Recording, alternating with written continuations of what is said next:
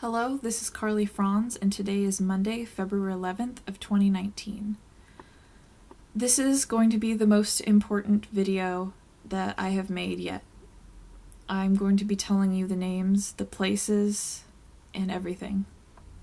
So if somebody could please, in case anything happens to me, if anything should happen to me after divulging this information to the public, I hope that somebody will save this video or download it to their computer and maybe re-upload it in the future, because I think that after this video I will be facing some serious repercussions for what I'm exposing. I had to type it out because there's so much information and I want to keep the video at, under like 20 minutes because there's just a lot to talk about, and I know that when I'm just kind of talking from the heart, I usually pause, or I might, lose my train of thought. So I'm going to be reading off of a document that I typed up because it's just going to be better that way. This is a detailed written account of my events. These repressed memories surfaced in mid-August of 2018 through January of 2019, over 2 decades after the abuses took place. My parents, Carl Walter Franz and Holly Marie Johnson, got married in 1989, and I was born in 1990. My father's father, so my grandfather, Hilmar Franz, purchased a home in La Mesa, California for my parents to live in. However, the title was never given to them. It was always kept in my grandfather's name, albeit the house is currently in a living trust, cryptically named the Franz Survivors Trust. My parents divorced in 1992, and while my father continues and still does, he lives in this house, my mother moved out to live with her sister Shelley and brother-in-law Charles in neighboring Spring Valley, California, in a house on Bancroft View Drive. My parents had joint custody of me, with my mother being the primary custodian. In June of 1996, during my last week of kindergarten, on a Thursday, while I was in the care of Shelley and Charles as my mother was on a work trip, I was taken from the Spring Valley house, abducted in a van and under the darkness of early morning by my father's great-uncle, so my grandfather's brother, Dieter Franz. Dieter's wife, Lindy Franz, who is in the Eastern Star cult, my father's father, so my grandfather, Hilmar Franz, and his wife, Jean Franz. She's dead now. And they were all in the van.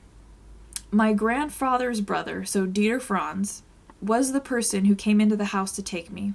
My mother's brother-in-law, my Uncle Charles, was there, and he tried to stop Dieter from taking me. They got into a physical scuffle, and Dieter threatened Charles' life by telling him that he would kill him. He had a gun. If he didn't step aside and let me be taken. Charles did not have a gun. My Aunt Shelley was sitting on the staircase witnessing this. Their bedroom was upstairs and mine was downstairs. I remember Dieter wearing a leather jacket, hat, and gloves as he carried me out of the house in Spring Valley, out the front door. Charles held the door open with a look of shame and sadness on his face that he tried to somewhat hide behind the door. I was taken in the van to my great-uncle's house in Los Alamitos, California, which is in Orange County. And I remember my grandfather Hilmar and his brother Dieter arguing in German in front of me outside of the door to Dieter's home garage. I believe that my grandfather was trying to stop Dieter from what he was about to do. Dieter was wearing a Nazi officer's hat and shorts and a shirt.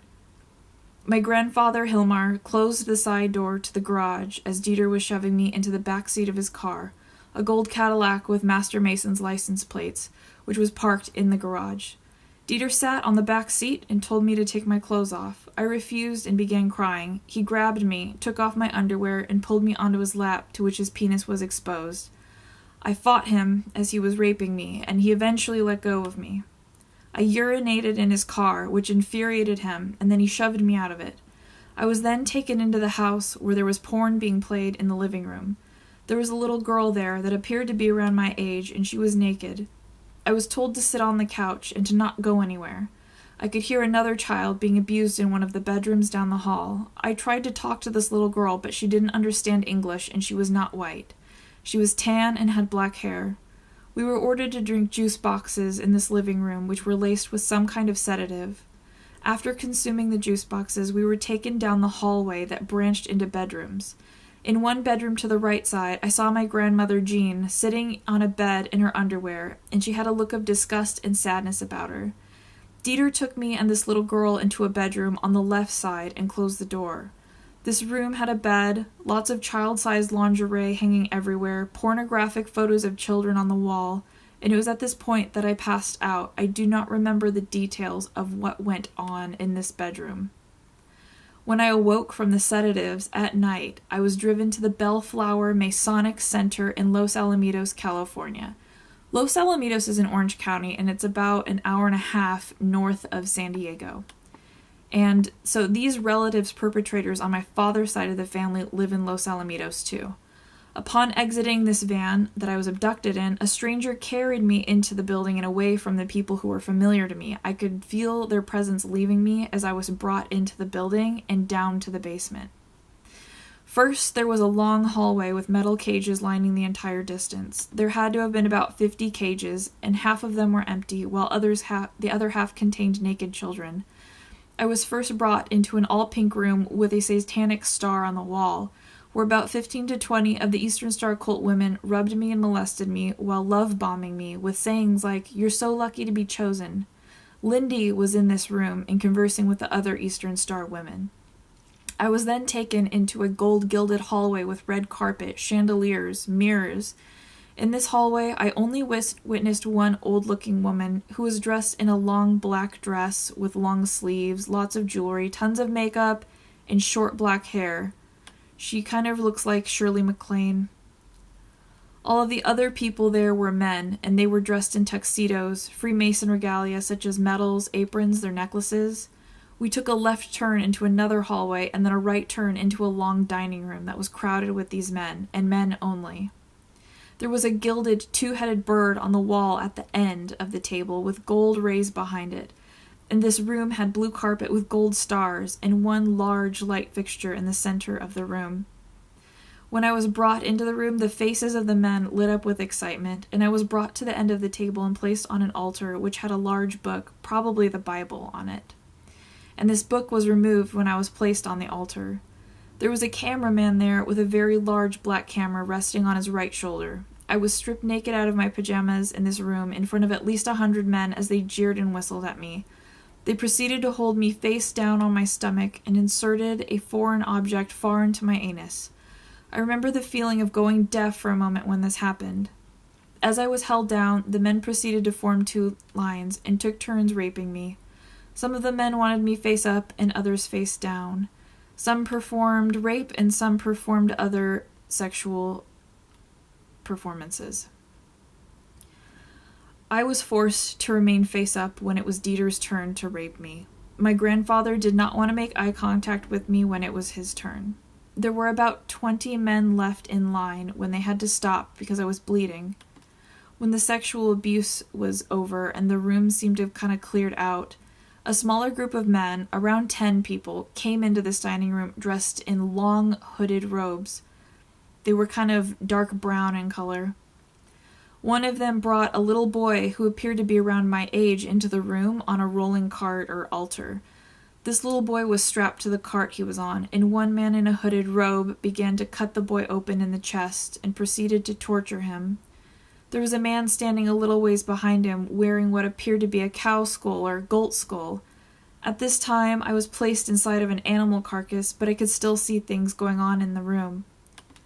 As this little boy was being cut open alive, the man doing this was also bending over him and appeared to be eating the boy's entrails and blood. When the boy died and his scream stopped, a black mist appeared in the center of the room, at the same distance that this little boy's body was from me, and I'm still at the head of the table on the altar. The men were chanting, and I remember them saying Lucifer. The black mist in the center of the room grew larger, and this demon was summoned. I saw its red eyes, and it was speaking in another language. Its voice sounded like thunder. The room filled with the black darkness, and then I was taken into another room. This room was a surgical-looking room, and a male with brown hair and glasses cleaned me up. He was wearing a mask and surgical robes. He sat me in a chair, strapped my arms down, then proceeded to make a small incision in the middle of my left forearm. He took out a large syringe, and inside was a clear capsule that contained a small circular part that connected to a small rectangular chip with a wire. He put a Band-Aid on my arm, and then I was taken into another room. This next room had a baby chained to the wall with extremely bruised and mangled legs. Another baby was brought out on a cart, and this baby was white and wearing a diaper. They ordered me to kill the baby, and I refused. They even put a knife in my hand and threatened to kill me, and I still refused. This baby was taken away, back to the baby chained to the wall. The damage to this baby's body was so severe that I couldn't tell if it was a boy or a girl. As this baby cried and screamed, I was forced to watch as a laughing man in a short-sleeved police officer uniform and hat stabbed the baby in the head, killing it. I was then chained to the floor in this room. The floor had black and white checkered pattern to it, and the room was dimly lit. Wooden pallets were used in this room as wall dividers. To my left side, there was another child chained to the floor, but when I tried to talk to this child, I received no response. This child was in fact dead. I was just barely able to touch this dead child's hand on my left side, and I felt crusty. As I laid on the floor terrified, I could hear other children being abused and hurt on the other side of the wall of pallets. I remember trying to find a safe place in my mind, and I thought about a bright white room to try to cope with what I was experiencing. When it was time to leave, I was carried out of the building, and I remember trying to see where I was and observe everything that I could outside of the building before I got into the van and taken back to the Spring Valley house. I saw the long hallway of crates of children again before being taken up the staircase and outside. I remember the Masonic compass and G glowing on the side of the building, and I remember what the Bellflower Masonic Center looked like near the roof line of the building. The car ride back to Spring Valley was quiet, and there were about 7 police officers at the house when I returned. 2 officers took me to my room and threw me down on my bed. They stood at my door and threatened me that if I were to ever speak out, I would be killed along with everyone that I loved. I was so tired and afraid, I cried myself to sleep. The next morning when I woke up, my Uncle Charles came to my room, and it looked like he had been crying. He asked me to keep this a secret and never talk about it. Sorry. I was dressed in a long-sleeve corduroy dress and leggings before being taken to school. When I arrived at school, several kids came running to me, asking him if I was okay. What happened to me? The kids said that I was on the news. The following nights were really difficult for me, as I had sleep problems and I was extremely afraid of the dark. I would look at the bruises on my arms and just feel terrified. The memories from my abuse haunted me, and I felt very stuck, alone, afraid to talk about what happened. I believed the police that if I spoke out when I was little, I would end up just like the children who were murdered. I promised myself that someday when I was old enough, big enough, and strong enough, that I would know what to do. Sorry. I would lay awake in bed at night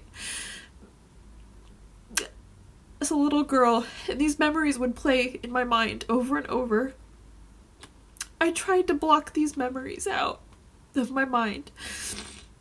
It was a normal thing for my grandfather and grandmother to drive down to La Mesa every other weekend from their home in Los Alamitos and stay with my father and I for the weekend. Weekends were my father's custody time with me. I remember trying to ask my grandmother what certain government uniforms looked like, as I was desperate to find out what these blue and white embroidered aprons were about. But at the same time, I knew that I wouldn't get a straight answer from her, and I didn't. Grandmother Jean was revered by many people as a very sweet old lady, but it was just a facade. She would never speak about the things that she was forced to do. Dieter and Lindy were also present at many family events, frequent barbecues, pool parties, holidays with his wife, and they were even present at the last visit that I had to my grandfather's house in Los Alamitos a few years ago. It was at this last visit that my great-uncle divulged to me in a proud matter-of-fact way that he's a Freemason. Growing up, my grandfather and his brother would joke about staying away from garlic, and I never understood it until now. Freemasons participate in blood drinking, child sacrifice rituals, vampirism. I also have memories of seeing my father's genitalia up close and in my face, taking a shower with me when I was about 6 or 7. I remember touching his genitals as he turned away from me when he started to get an erection. Throughout my childhood, there were instances of being in my father's care, and he would against my will tell me that he needed to rub Nivea cream on my crotch, which was just pure molestation. Why couldn't I do that myself? Sometimes my grandparents were there too on a visit, and they didn't bat an eye at this. He would do this with the door open, so I never knew if I was being helped or if it was just my pedophile family members all being complicit with each other in my abuse. Eventually, this stopped as I got older, but I never understood why I wasn't allowed to put moisturizing cream on myself if it was, in fact, some necessity. Around the time of my cousin being born, my aunt's daughter, I witnessed her Monarch program paperwork on the coffee table. The distinct font and butterfly sitting on the M of the Monarch logo is still clear in my mind. I saw the words Dark Princess, and I'm certain that this was the enslavement paperwork for this cousin. I remember hearing my mother and her sister talking about the MKUltra Monarch program paperwork, specifically regarding what they should do if someone were to wake up and try to expose what is going on. They said that Dr. Phil is a code word for making someone disappear. And this will make the abused person think that they're trying to help them, but they really aren't. It's the exact opposite. They also mentioned Rick Ross as being the facilitator of these abused victims disappear, but having an attorney friend that is close to Dr. Phil is their code word for silencing anyone coming forward. They did not know that I could hear them talking about this, but I remember thinking that this was very important information at the time and kept it to myself. I eavesdropped on my mother talking to a friend in 1997 about her MKUltra involvement, and this friend asked about how her new fiancé felt about it. My father and mother always pushed me to do certain things that ended up being detrimental to my success in life, and coerced me to make choices that kept me in a constant state of dependency so that I could not escape them. In high school, I was pressured by my mother to not focus on school and start working as soon as it was legal. My father pressured me not to work and live with him during college so that he could keep me as a maid, forced me to see and visit my perpetrators, and continue to verbally abuse me, all while looking like the person and people who are helping me by paying for my community college and loaning me a car to drive. I have made my presence known via the internet, Reddit, YouTube, and I will not remain silent on what happened to me. It's happening all the time. The police, CPS, Freemasons, doctors, therapists, nurses, Department of Defense, the CIA, the Department of Health, they are all complicit in the abuse that took place because they are all in the cult of concealing each other's crimes. Freemasonry and Order of the Eastern Star.